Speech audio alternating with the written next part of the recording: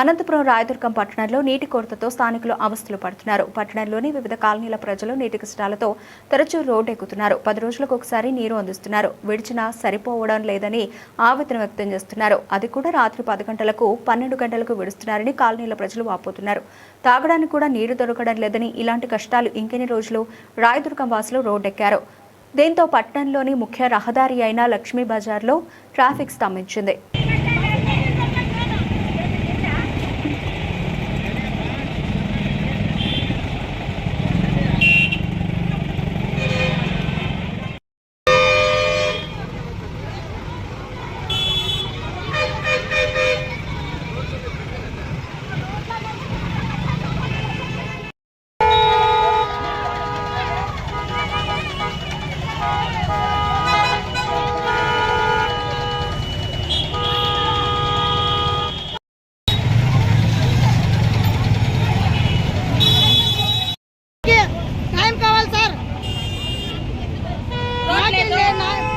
Main road లేదు, ఏం road కానీ లేదు సార్. ఓట్స్ మొత్తం ఇళ్ళకి నీళ్ళు వస్తాయి.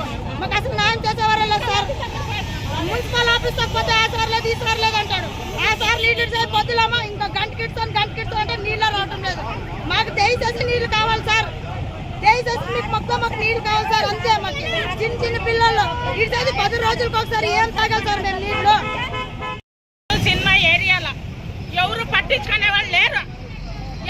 మాకు ఇంత రోడ్డులే, ఇన్ని నీళ్ళే, ఓట్లడికి వచ్చినాడు ఒక్కటే అమ్మ అప్ప అంటారు. మా రోడ్లు కానీ నీళ్ళే కానీ ఏది లేదు.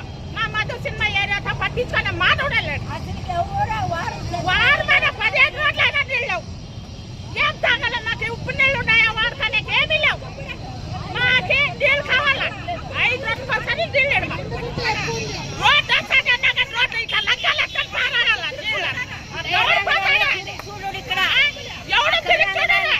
ఓట్లు అడిగే వరకే ఎవడన్నా కానీ ఓట్లు అయిపోయినాక ఎవడో తిరిగి చూసాలి.